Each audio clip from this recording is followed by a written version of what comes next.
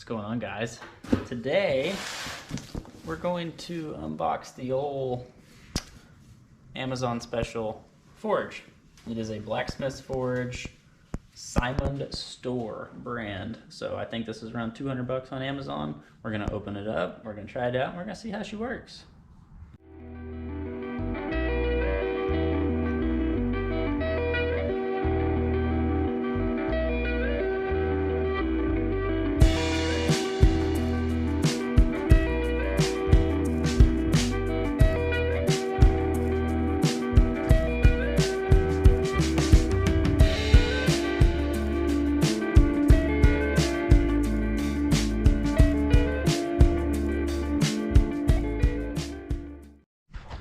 Okay, so we got our burners, we got the hose, we got tape, we got the refractory coating. Comes with the wrench for your set screws. Got the regulator, which we'll get the propane tank found here in a minute. Get this sucker all put together and hooked up. Comes with 2 fire bricks. Refractory is already inside, set and ready to go. But I assume if we're going to coat it, probably needs to come out of there. So here we go. Okay, guys, this is pretty dummy proof. They send you a good list of instructions, material list. They've really got everything here that you need to go ahead and get it started pretty dang quick, except for, I didn't think about this when I went to open it.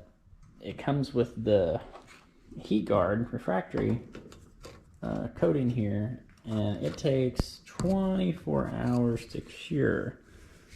So it looks like I'll be mixing this up and putting it in there, and we won't get to test this out until tomorrow. Doubt I'll give it 24 hours, but we'll see. Okay, so here's the deal. I am by no means a refractory expert, but I mixed it according to the instructions. So I thought it basically turned into a puddle of water. So I don't know how well that's going to work out, but we'll give it some time to dry. We'll let it get the first heat on it tomorrow. We'll finish hooking this bad boy up, and we will resume. So let's jump on over. Alright guys, so it's been about 22 hours since I put this first coat on. It says to let it sit for 24. Meh, you know, that's how it goes. Getting ready to put the insulation in up here. I did fire it up for a couple of seconds, just to kind of see what she was going to run like. I need to tuck that up in there around my burner. I need to tuck that in just a little bit tighter up there. It was just barely touching one of the burner holes. Get this tucked in. Guys, when you put these on, these don't have to be extremely tight. I did hand tight, got them set where I wanted them, back and forth. And then I did maybe like an 1/8, probably not even a quarter of a turn, probably about an 1/8 of a turn with the wrench that it comes with. I'm going to let this cool back off, run it again without putting my fire bricks in it. Then I'm going to lay these on the bottom. And since my coating job wasn't very good, I'm probably going to put some steel plate on the left and right side in here, just to kind of help keep this stuff good, last a long time. Okay. To even it out, I had to turn my valve just a little bit back from being wide open. I've already got my pressure set fairly low. Give it some gas.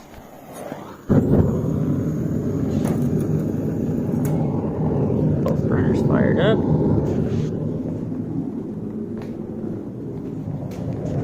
I've got them turned down pretty low right now just because my coating was not completely dry. And I waited, like I said, almost 24 hours. As you can see up there, I need to tuck that just a little better. But I'm going to warm it up, help it dry out, and then we'll give her some heat. Okay, I got these bad boys all sealed up top. Got it running at a decently low heat. My makeshift steel plates in there to kind of help absorb some of this heat. I know I've got that refractory and everything in there, but I didn't do a very good job of getting it coated. So I figured, why not? I'll throw some steel in there, maybe prolong its life a little bit. Side note, when you guys are messing with this insulation, especially if you're packing this stuff in up top and messing with it on the bottom in here. I highly recommend you wear a respirator or a dust mask at the least. This stuff just gets all over the place, and especially the first time you get this thing heated up. I was looking here through the sun rays, and there was just fiberglass flying everywhere. If you're not afraid of fiberglass, good for you. If you are, you should wear something, because it's needed, in my opinion. I don't like fiberglass in my throat.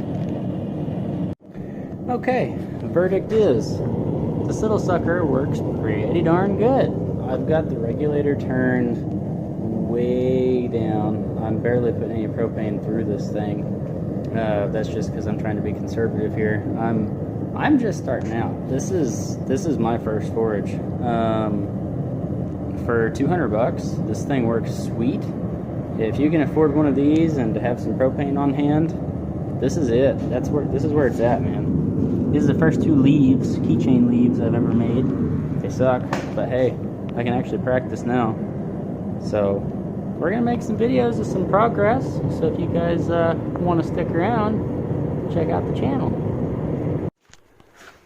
This thing probably took maybe 10 minutes to heat up. I put a couple of pieces of 3/8 plate, stacked it up on the sides in there, just to kind of narrow it down. You definitely don't need to do that by any means, but what I'm going to do is, once this sucker cools off, I'm going to turn it around, because the single burner, your valves here, your gas comes in on this side, and I'd like to be able to run just one burner, because I'm working on small stuff. Like I said, I'm just getting started, so I want to be able to get heat on one end of the forage, and I'm really just wasting propane by running both of them. Keeps the heat up nice, but I don't need it. All in all, this thing is sweet. Like I was telling you guys earlier, I didn't quite let this stuff dry out, but I slowly heated it 2 or 3 times. And when I mixed this stuff, I accidentally put too much water in it, and it came out kind of like a, what would you call it? A soup? All the, is basically sand on the bottom and water on top. So I was constantly mixing when I was putting it in there, and I didn't think it was going to turn out very good, but it actually came out pretty decent.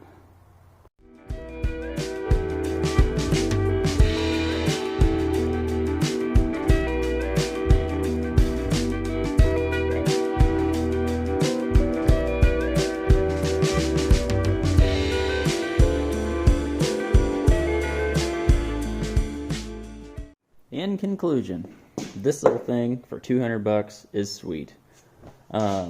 Obviously, a couple things before I sign off here.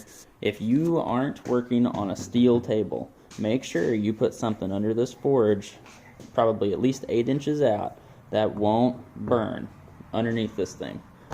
Maybe make yourself a little fire brick stand if you're using a wooden table or something. Just something that'll absorb that heat and not catch anything on fire. And then keep in mind, above your forage, you know, it's, I'd say probably 2 feet up from the face in the front and in the back. I've got the back covered on mine, but there's a lot of heat that floats up out of the front of this, so just be mindful of where you put this thing. I'm going to drop a link for this little forage down in the description. I would recommend getting the double burner instead of the single. You know, what's cool is you can use just the one if you're working on small stuff, and say you and a buddy want to do this at the same time. You can turn both of these on, angle this on the side of your table. He can work on that side, you can work on this side, in and out, putting heat to your material, and you wouldn't get in each other's way. It'd be pretty cool. These are some of the little things that I've made so far. Nothing fancy. I'm definitely getting some good practice in. I made my first set of tongs last night out of, it's just 3/8 rebar. They would be good for like super light work. Nothing fancy by any means. I'm going to make some videos on progress. I've got some knives that I've been starting off. I shouldn't be doing that yet, but making them out of railroad spikes. And yeah, follow for more, and we'll hit this journey together.